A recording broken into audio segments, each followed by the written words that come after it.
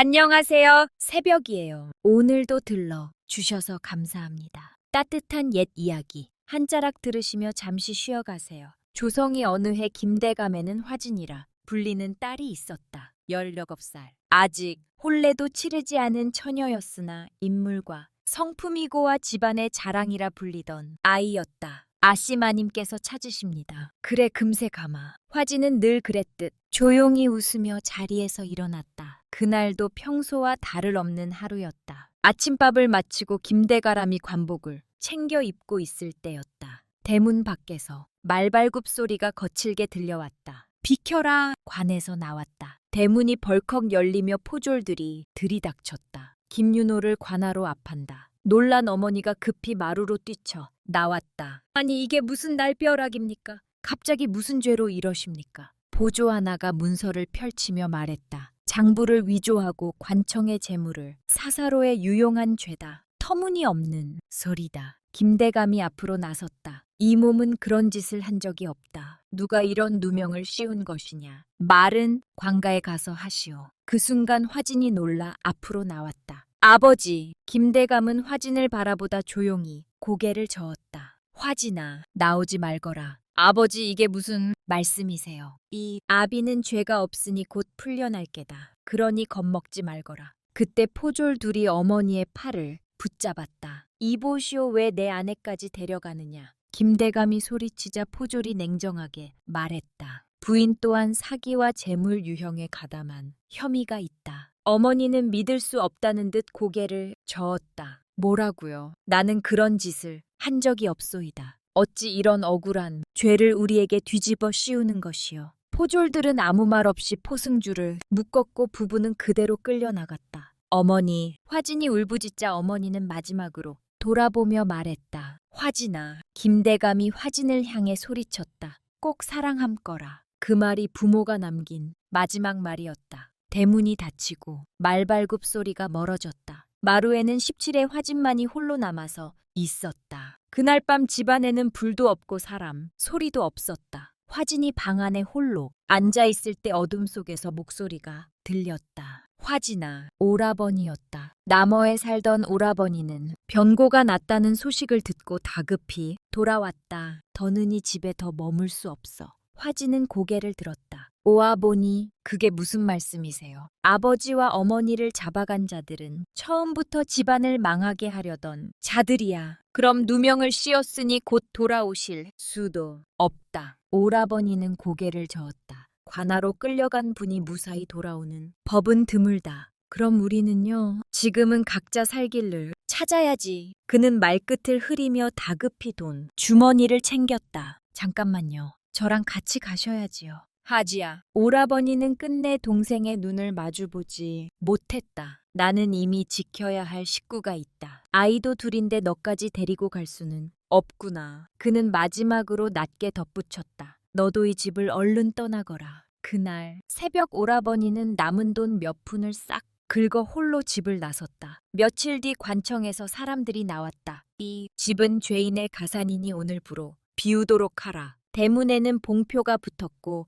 마당에는 짐, 보다리를 든 종들이 말없이 서성이었다. 하인들이 고개를 숙였다. 아씨, 저희도 어쩔 수 없습니다. 아씨를 모셔야 하나 저희 또한 살 길이 막막하요. 화진은 고개를 저었다. 붙잡지 않겠습니다. 짐을 싼 하인들이 하나둘 대문을 나서고 마지막 발걸음이 사라지자 대문이 닫혔다. 화진은 텅 빈 방에 주저앉았다. 집안이 이렇게 끝나는구나. 그제야 눈물이 쏟아졌으나 더 머물 수 없음을 알기에 오래 울지 못했다. 화진 조용히 짐을 쌌다. 온 몇 벌, 그리고 어머니의 비녀 하나 그때였다. 대문을 두드리는 소리. 화진은 눈물을 훔치고 문으로 갔다. 누구십니까? 문을 여는 순간 화진의 얼굴이 굳었다. 절에서 시주를 받으러 오며 어머니와 자주 차를 나누던 명진 스님이었다. 스님은 화진의 얼굴을 보고 한동안 말을 잇지 못했다. 아씨 어찌 이리 울고 계십니까? 화진은 고개를 숙였다. 집안이 망했습니다. 부모님은 관하로 끌려가셨고이 집도 오늘부로 비워야 합니다. 스님이 조심스레 물었다. 갈 곳은 있습니까? 화진은 한참을 망설이다 작게 고개를 저었다. 없습니다. 스님은 잠시 눈을 감았다가 낮게 말했다. 그렇다면 저희 절로 가시지요. 화진이 놀라 고개를 들었다. 아닙니다. 스님, 제가 민폐를 끼쳐서는. 스님은 고개를 저었다. 마님께서 저희 전에 보시하신 쌀만 해도 여러 해를 지낼 양입니다. 이제는 저희가 도리를 할 차례지요.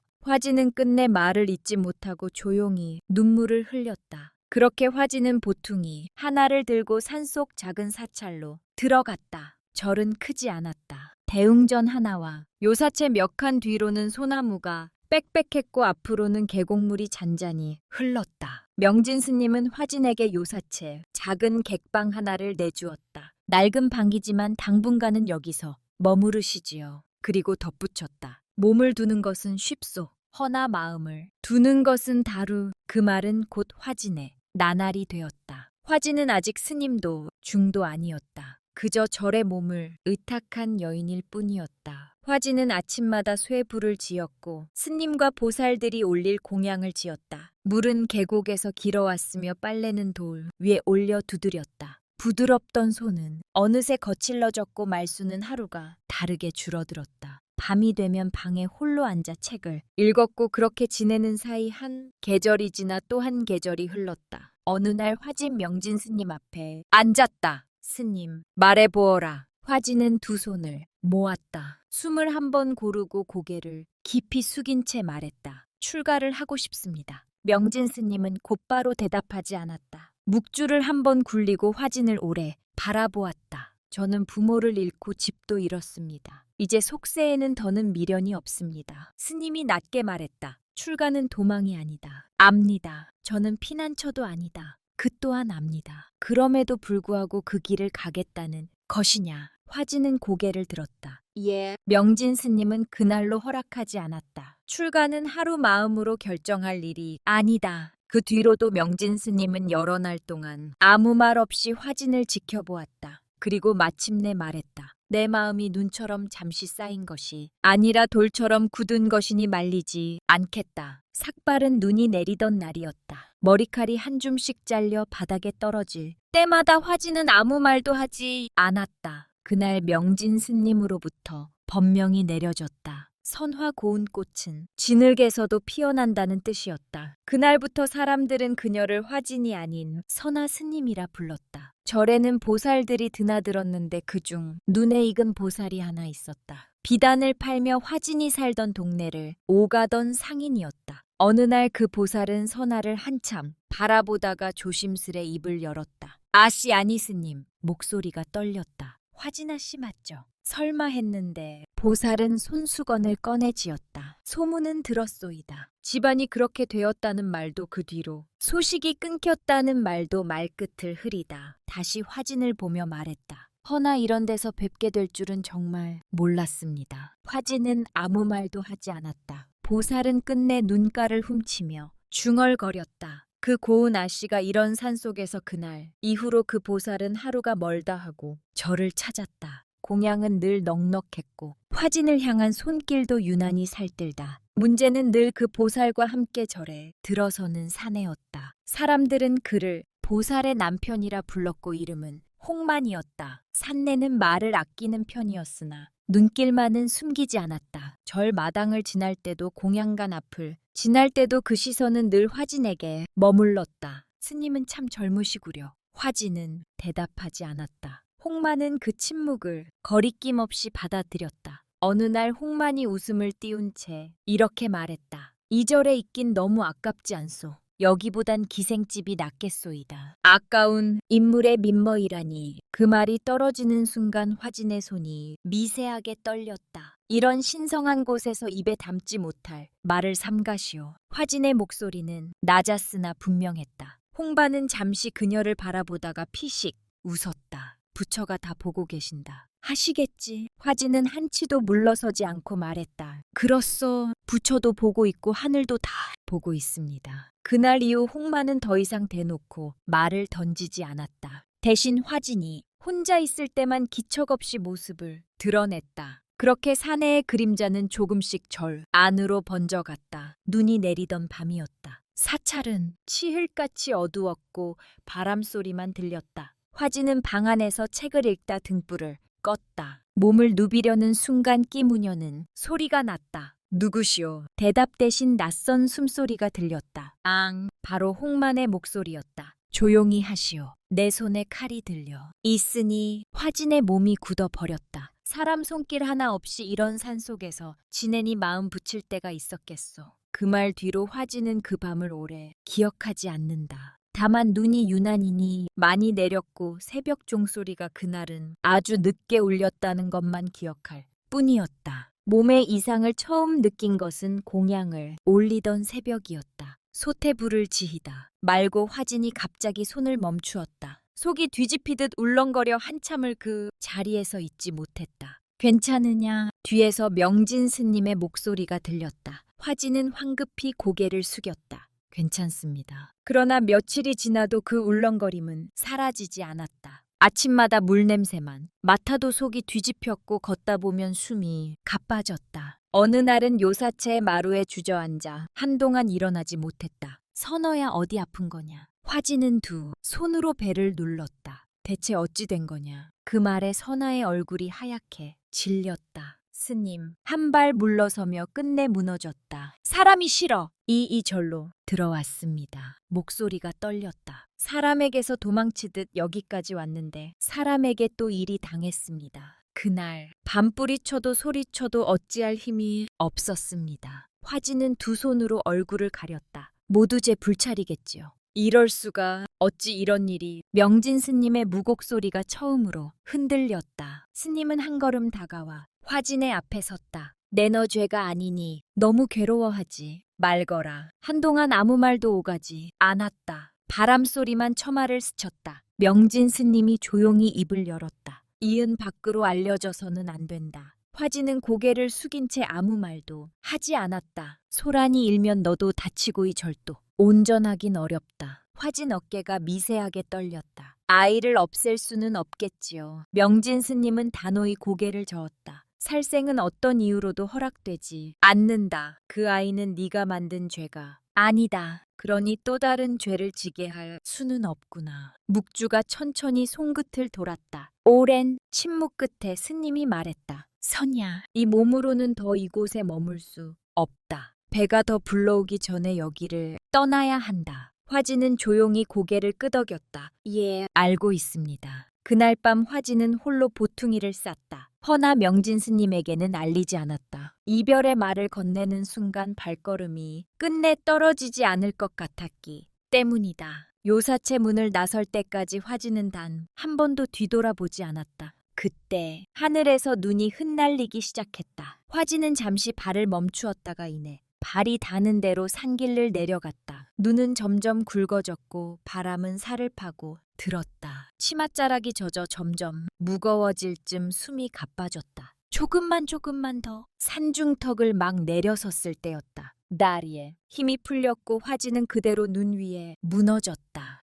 상일 아래에서 사내 하나가 걸어오고 있었다. 저기 사람인가? 동호였다. 머음살이를 하다 흘러 들어와 산골 외딴 촉에 살며 나무를 해답하는 젊은 나무꾼이었다. 그가 가까이 다가가자 눈 속에 쓰러진 여인이 보였고 동는 급히 지게를 내려놓았다. 스님, 회색 승복, 민머리, 얼음처럼 차가운 송. 동호는 급히 어깨를 흔들었다. 스님, 정신 차리소서. 아무런 미동도 없었다. 동호는 더 망설이지 않고 이를 악물고 화진을 업었다. 트른 날의 깊은 산중에서 대체 무슨 일이길래. 그는 눈길을 가르며 무작정에 도착했을 때 동호의 숨은 이미 터골라 있었다. 화진을 구들장 위에 눕히고 불부터 지폈다.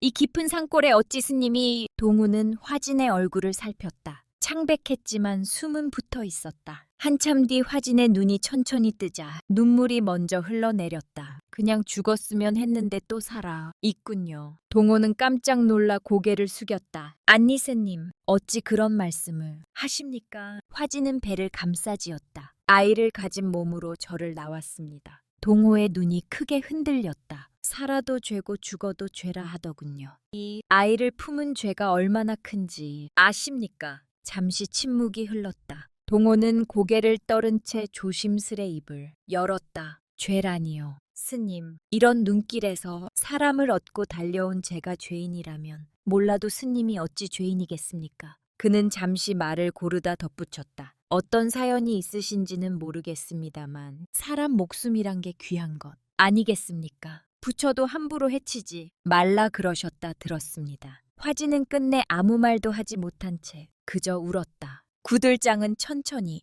따뜻해졌고 밖에서는 눈이 소리 없이 쌓이고 있었다. 며칠이 지나 화진의 얼굴에 조금씩 혈색이 돌아왔다. 그녀는 집안에 있는 재료로 조심스레 밥상을 차려왔다. 소박한 밥과 말린 나물 한 접시뿐이었다. 이렇게까지 신세를 져서이 은혜는 평생 잊지 않겠습니다. 동호는 말없이 숟가락을 들었다. 그러나 그의 시선은 자꾸만 화진에게 머물렀다. 잠시 망설이던 동호가 입을 열었다. 실례가 안 된다면. 화진이 고개를 들었다. 혹시 아랫마을에 있던 김대감 따님 아니십니까? 그 순간 화진의 손에서 숟가락이 떨어졌다. 그걸 어찌하십니까? 동우는 길게 숨을 내쉬었다. 처음 배웠을 때부터 낯이 있다 싶었습니다. 그는 천천히 말을 이었다. 몇 해 전 아버지와 함께 김대감의 품미를 나간 적이 있었습니다. 그날 아버지가 장작을 패다 도끼에 크게 베이셨지요. 피를 많이 흘려 더는 일을 못할 형편이었는데 동우는 잠시 말을 멈췄다. 대감께서 의원부터 부르라 하셨습니다. 품삯도 약조한 것보다 더 주셨고 다쳤다고 쌀도 한 마리나 내주셨습니다. 동우는 화진을 바라보았다. 그때 보았습니다. 아씨를. 화진은 아무 말도 하지 못했다. 마루 끝에서 계셨지요. 어린 나이였는데도 아버지의 상처를 오래 내려다보시던 그래서 처음부터 그냥 스님으로만은 보이지 않았습니다. 잠시 정적이 흐르고 동호가 조심스레 물었다. 근데 어쩌다 출가까지 하시게 된 겁니까? 한참이 지나서야 화진 낮은 목소리가 흘러나왔다. 그건 길게 할 이야기입니다. 구들장 위로 불기운이 잔잔히 올랐고 밖에서는 눈이 조용히 녹고 있었다. 모든 이야기를 들은 뒤 동호는 한동안 말이 없었다. 불기운이 잦아들 무렵 그가 조심스레 입을 열었다. 그 몸으로 마땅히 가실 데가 없으시다면 여기 계시지요. 화진이 고개를 들었다. 상굴이라 번듯한 것도 없고 나는 파는 사람입니다. 작년에 아버지를 여의고 이 산에 홀로 살고 있습니다. 그러니 함께 지낸다 해서 누가 눈치 줄 일도 없습니다. 그는 고개를 숙였다. 스님이셨던 일은 묻지 않겠습니다. 그저 지금의 화진 아시면 됩니다. 그 말에 화진의 손끝이 미세하게 떨렸다. 이런 말씀을 어찌 아무렇지 않게 하십니까? 불기운이 닿지 않은 화진의 얼굴이 천천히 달아오르고 있었다. 화진은 그제야 깨달았다. 그의 말 한마디가 이 산 중에서 가장 따뜻한 불이 되고 있다는 것을. 그날 이후 화진은 그 초과에 머물렀다. 동호는 장에 나가 해온 나무를 팔았다. 장터를 한 바퀴 돌다 옷전 앞에서 걸음을 멈췄다. 잠시 서성이다가 무명으로 지은 옷 한 벌을 고르고 신장수에게서 집신 하나를 더 샀다. 초과로 돌아온 동호는 아무 말 없이 그 옷가지를 내밀었다. 이제 그 승복은 버스시지요. 화진이 고개를 들었다. 돕는 시선을 피한 채 툭 덧붙였다. 지금 그 머리에는 이 옷이 더 어울릴 것 같아 사왔어. 화진은 옷을 내려다 보다가 이내 고개를 들었다. 그리고 아주 작게 웃었다. 고맙습니다. 그날 이후 화진은 무명 한복을 입고 초과 앞에 섰다. 사람에게서 받은 상처를 다시 사람으로 조금씩 덮어가고 있었다. 계절이 바뀌고 배는 점점 불러왔다. 돕는 장작을 패고 물을 깃고 밤이면 불을 지며 만삭이 된 화진을 돌봤다. 그러다 가을 어느 날 해가 저물 무렵 갑작스레 진통이 찾았다. 화진은 이를 악물고 버텼다. 숨이 가빠졌다. 아씨 숨 구르셔. 긴 밤이 지나고 새벽이 가까워졌을 때 아기의 울음이 초과 안을 가득 채웠다. 화진은 아이를 품에 안고 한참을 숨만 골랐다. 작고 따뜻한 차원이 가슴에 닿았다. 그때 동호가 조심스레 말했다. 이 아이 제가 아비가 되면 안 되겠습니까? 화진이 놀란 눈으로 동호를 바라보았다. 동호는 시선을 피하지 않았다. 대감에서 처음 뵌도 제 가슴이 떨렸습니다. 지금도 그렇고요. 잠시 숨을 고른 뒤 담담히 말을 이었다. 가진 것 없는 몸이라 거창한 건 해 드릴 수 없습니다. 허나 아씨와이 아이만큼은 제가 끝까지 지키겠습니다. 한 박자 늦춰 낮게 덧붙였다. 제 섹시가 되어 주십시오. 동호의 말에 화진은 잠시 아이를 내려다보다가 고개를 끄덕였다. 를 품고 온 저를 받아주시겠다는 겁니까? 말이 끝나기도 전에 동호가 한 걸음 다가와 화진과 아이를 함께 끌어놨다. 화진은 처음으로 그 품에서 눈을 감았다. 며칠 뒤 해가 기울 무렵었다. 초과대문을 두드리는 소리가 났다. 똑똑. 동우가 문을 열자 문 앞에 선 이는 명진 스님이었다. 길을 가다 목이 말라 잠시 들렀어. 동호는 말없이 고개를 숙이고 급히 물을 떠다 주었다. 그때 방 안에서 아기 울음이 새어나오자 스님의 시선이 자연스레 문 안으로 향했다. 잠시 뒤 아이를 안은 여인이 모습을 드러냈다. 화진이었다. 순간 두 사람의 눈이 마주쳤다. 선어야, 스님. 스님의 목소리가 한 박자 늦게 떨렸다. 말 한마디 없이 사라져온 농내를 찾아다녔다. 그저 살아있기만을 봤다. 화진은 아무 말도 하지 못한 채 고개를 숙였다. 스님은 아이에게 시선을 옮겼다가 동호를 바라보았다. 네가 결국 이 아이를 지켰구나. 잠시 침묵이 흐른 뒤 스님의 입가에 옅은 미소가 번졌다. 해는 이미 산 너머로 기울었고 촉에는 불빛이 하나 켜졌다. 스님은 더 묻지 않았다. 그날 밤 촉에는 오래도록 불이 꺼지지 않았다.